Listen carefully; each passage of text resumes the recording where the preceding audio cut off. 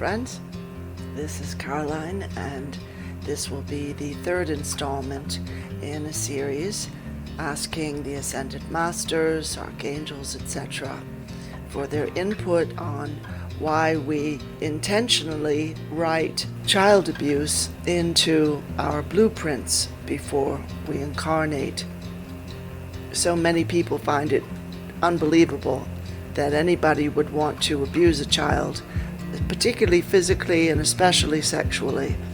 But mind you, the emotional scars from being screamed at and insulted and put down and mocked, etc., all of that is very, very hard for a youngster as well. And you may feel, as I do, that you're sort of the one that got away, that you found a way to heal and to restore your true self, and perhaps are still finding your way back to that true and authentic self.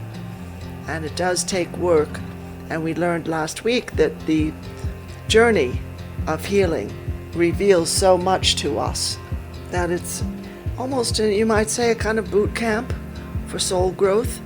And it's a way that we can release perhaps some lower energies we picked up in other lifetimes, and everything comes back in. It's in that etheric blueprint. When you and I are born again into another earth life, everything we've experienced comes back in with us, particularly that which has not been resolved.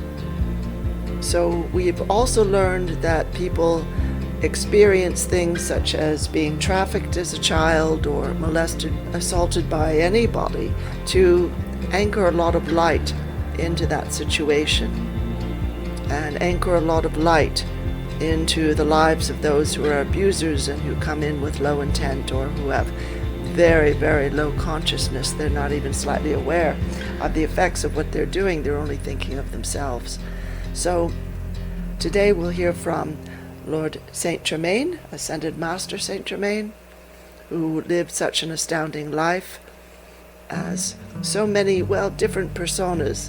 I think of him as Sir Francis Bacon, and he never really left the earth from that time. He was an alchemist, still is. That transmuting violet flame of his offers the transmuting power of pure alchemy to us. And you may not be aware that he was the writer of the Shakespeare plays and sonnets, which I know a lot of people will find impossible to accept. There are many reasons why.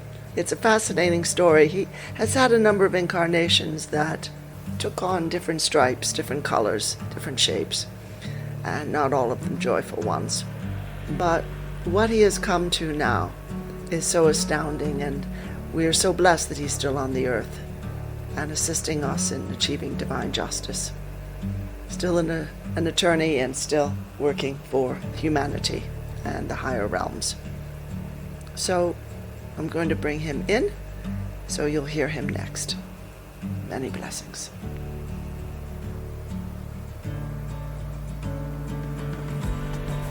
Greetings, friends. We all are honored to be a part of this gathering, as the dear Lady Master Kuan Yin noted the other week.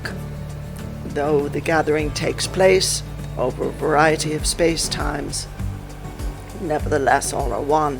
And today we speak on the miraculous nature of those who come in to experience a loss of their innocence, a loss of some of their life energy even, in the process of being abused as a child. And as this dear one was saying, yes, there are many ways to abuse a child, including neglect and abandonment, simply ignoring the youngster and leaving them entirely on their own, which happens too often. And so why would anyone come in, particularly for the humiliation and the shock and the trauma of so many forms of child abuse? And particularly the sexual abuse seems to be very, very hard for people to reconcile, and many remain unconscious about it the whole of their lives. They barely remember, or they block out the entirety of it, and so there are whole huge aspects of their spirit their inner life, their psyche that is sort of floating out in space or captured by someone of dark intent who has no interest in giving it back. They've hoarded it to themselves. And then they'll want in another incarnation or some other form in the etheric, must go after that which has been taken from them and regain it. Now, this is possible to do without leaving the body, so do not despair if this sort of a thing has happened to you, or it feels to have happened to you, or if you have unresolved and yet unhealed inner realizations and feelings regarding things that happened to you in infancy or childhood or youth, etc. All of this can be addressed. It needs to be addressed on the same level in which it occurred, and that means energetically. And as we offer this transmuting flame, dear ones, we do so that you address an issue at the same level as we say that it occurred. It is true that things happen to the human body, but what is our interest, all of us in the collective, and to speak individually, my interest as well, is to address the fact that it is the spirit that is most affected whenever something reaches the human psyche in a very powerful way. And this can include that which is joyful as well as that which is difficult. And when it is shock, when it is trauma, when it is a matter of people being exploited and abused, as you will hear, these immigrants are, and child separations from families in different social contexts, when you hear of these exploitations and the violence that can follow, you are witnessing a kind of, we want to say almost a sort of ritual, which involves trying to disinherit that individual from their own soul presence and soul power.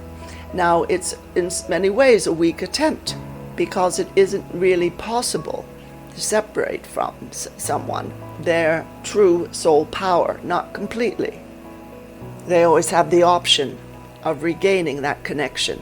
And those who come in now, your generations, as you are hearing me now, all of you, and the generation coming in now, is doing so with an entirely different agenda than those who came in the past and said, yes, I'll be abused again for this reason or that. So the agenda this time, the mission, if you will, is to plant inside of abuse forms themselves a brilliant spark of light, which is pure empowerment. Now, this connects not only to your sun, Sol, but also connects to the great central sun and all of the elevating and ascending requirements, expectations, and actions of the great central sun, who's known as Lord Alcyon. It isn't possible anymore to come in and simply experience something and have it be devastating and seemingly meaningless, and then you have to come in again and straighten it out, and perhaps you straighten out a bit of it in the next earth life, but not all, so you come in once more, and meanwhile gathering more trauma. And you will have heard energy workers say, when you come into this earth life and you experience trauma, it's because that exact sort of thing has happened to you before. And what you experience in this life is to awaken you to what you've been through before and to finally resolve it. Now, most people don't quite grasp that in the context of an earth life. And yet still, the idealism and the determination of each soul deciding to incarnate once again, that is still there. Expectation is still there. I may yet learn something. I may yet heal and regain something of the wholeness that I lost in this incarnation or that. And I may yet shed light into that issue to where it is never quite so low again. So there is a degree to which even human sexuality has been going through a very great shift on the planet, and that includes these exploitations, particularly of women and children, but of anyone. And the reason for the shift is because Earth herself will no longer tolerate these kinds of assaults. They are symbolically an assault on her, as well as an assault on the sovereignty, the individual soul presence of each individual who is harmed this way. there's a sense to which you will in time overcome the duality of saying good was done here and harm was done there. You will come to explain to anyone all of it is good. There's even a phrase you will hear people use where they will say it's all good. And this is a beautiful moment, a beautiful breakthrough moment in human consciousness, although people shrug it off as just being a matter of, oh well, these hip-hop artists, they just wanted to remind one another, the successful ones, to not be so spoiled as to forget how blessed they are. And what's interesting is that was a movement out of duality, because one thing that the music industry strives to do is to make everyone as miserable as possible. If there's a song you hear on the radio or at a concert or on the internet or what have you that you love no end, this is wonderful. But there's a very dark machinery behind it. And even that is being rinsed clear of dark intent. Not waiting until everything is all right in that area or any other, but declaring in the moment it is all good with a capital G. When one says that, one is empowering oneself and all others. And so as you look at this sort of film that has come out recently about the child trafficking, and some are unsure, perhaps, in some ways about the political interests or alignments of those involved in the film, we would say that has nothing to do with anything. Because what people do beyond culture, beyond political affiliation, beyond personality, beyond gender, beyond any form of cultural assignation, any labels, what they do is come in with the sole purpose, and those involved in that film held the sole purpose, S-O-U-L, soul, of anchoring light not only into the issue of child trafficking, but into people's awareness of such.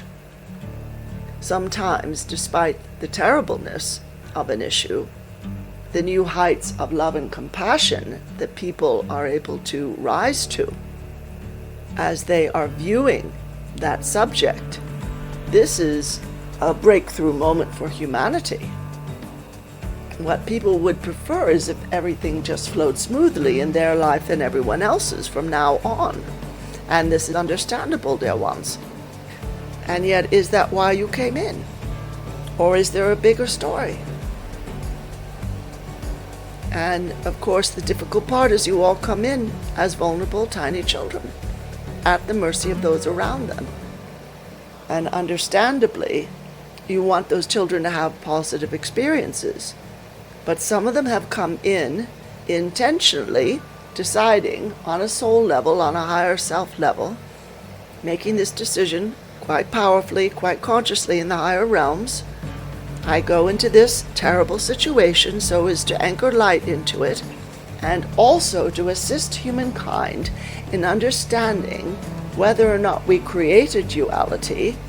We are here now to assist in dismantling it. And you cannot dismantle duality by suddenly making everything okay. And everyone says, thank God we don't have any problems anymore. Everyone's wealthy and well-intended and fulfilled, and there's only peace in the world. All of this sounds completely wonderful. We applaud these images and these visions. But you won't get there by ignoring what still exists directly to your left and your right. You will only get there by planting light into some of the most terrible realities that human beings have had to subsist under for thousands and thousands of years. Slavery being one of them. You will notice in many cultures, women are still treated as slaves. Children are still treated as objects to be owned and directed. And we don't say that children ought to simply raise themselves. Of course, they need some direction and guidance and support, as well as plenty of love and encouragement. But there are many, even in the developed world, who are apparently quite, one might say, empowered and gifted and educated, who have to control every ounce of their children's lives because they feel, well, we're a bit of a factory and this was one of our products. And there's no more heart or compassion or warmth put into their parenting processes than that. So to simply vilify a few aspects of any one culture or of Earth civilization and say, why is this here? We would say does not quite cover the issue. Everyone has to look within their own heart to see how much they desire to control who and what children already are, what they've come in as.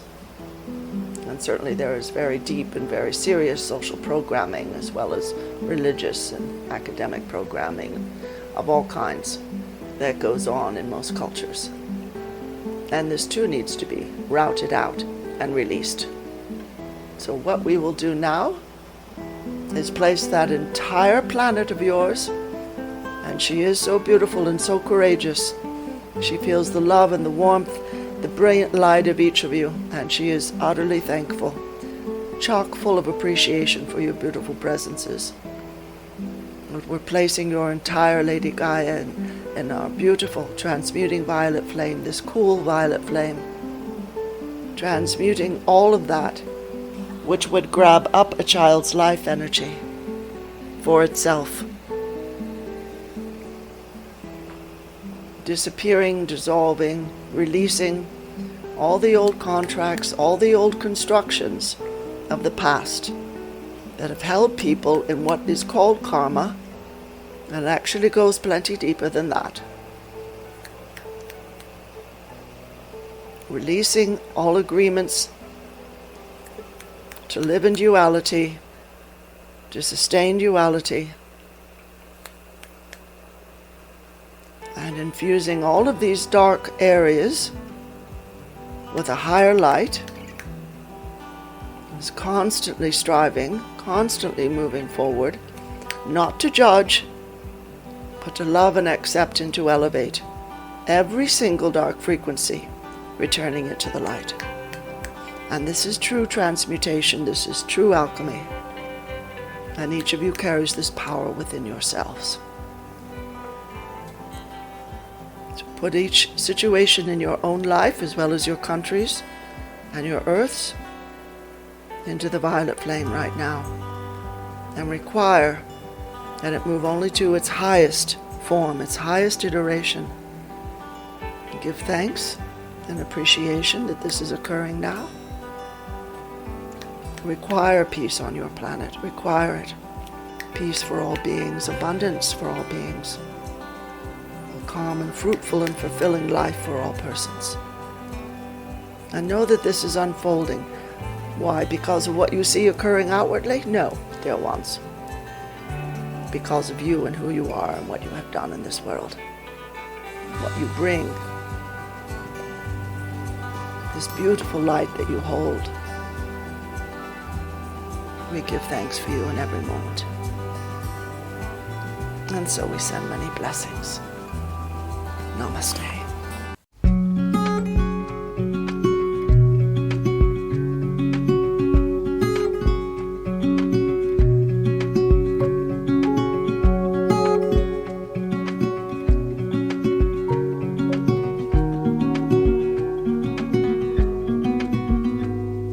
Said that you've been hurt one too many times before. Ended up staring in the bathroom mirror, crying on your bedroom floor. Baby, you can take my word, you haven't gotta hurt no more. Things are about to get much better. I wanna make this forever. I wanna make this forever.